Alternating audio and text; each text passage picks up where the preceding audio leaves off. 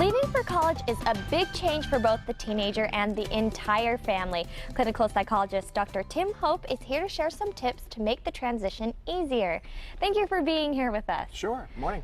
So we all hear the term empty nest syndrome. What exactly is it? Yeah, so empty nest syndrome is not a psychiatric diagnosis, but it's a common term that we use to describe a developmental transition for the entire family. And that's the thing to consider, is that it really is a transition for the family, not only for the student, but also for the parents. And so a lot of parents begin to feel that pang, that angst of, okay, my last child is leaving for college, now what do I do?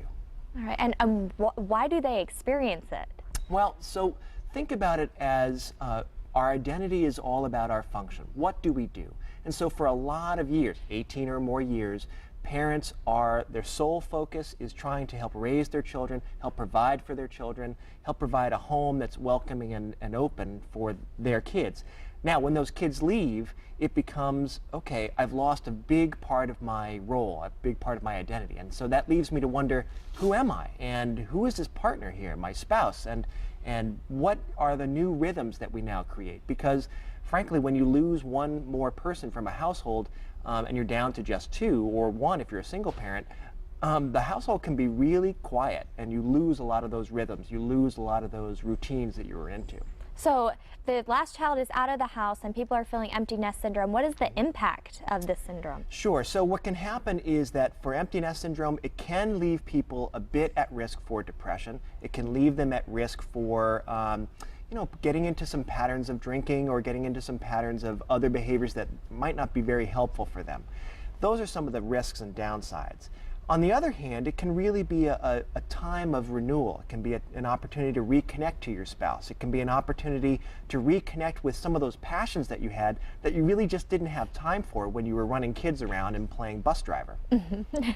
And so for those people who are feeling the negative effects of it, they're feeling lonely, they're feeling depressed, how can they cope with it? Sure. So some things that we find are helpful are stay positive, stay focused in the moment, accept this developmental transition, reach out and connect with your kids. Now, I know that with current technology, we have cell phones, we have texting, we have email, we have all kinds of ways to stay connected. And sometimes that can actually lead to a bit of a problem if we're, texting each other 6, 7, 12 times a day between parent and student. And I see a number of students and I see a number of parents who talk about those as a concern.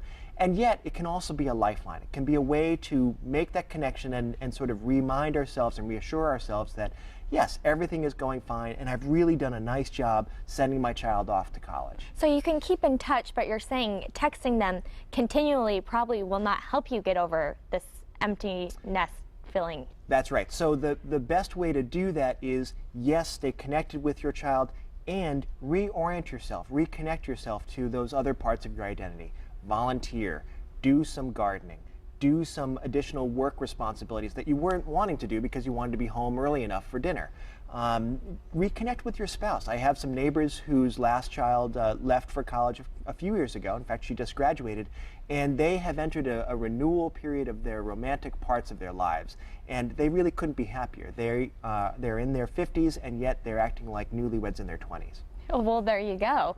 And then another tip you have is staying positive. Is it easier to stay positive if you have something else to do? What's a way to make sure you stay that way? Yeah, I think that staying positive means talk about your experiences with your spouse, talk about your experiences with your friends, with other family members, talk about it with other people who've gone through this experience before, because that can help normalize it. This is a developmental transition. It's a developmental period for the adults as well as it is for the students.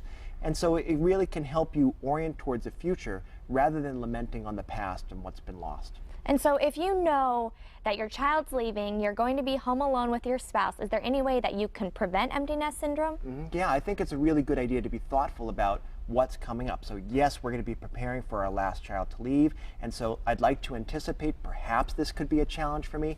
Anytime there's a big change in a family, that's stressful. So how do we cope with stress? What works for us in coping with stress? What helps us to be positive in coping with that stress? And then, what are some of the opportunities that now I can do with my time, if not your money, because your money's going to college, that you might be able to explore and really enjoy. All right, wonderful. Well, thank you for being here You're and welcome. giving us those tips, especially for graduation season. We appreciate it.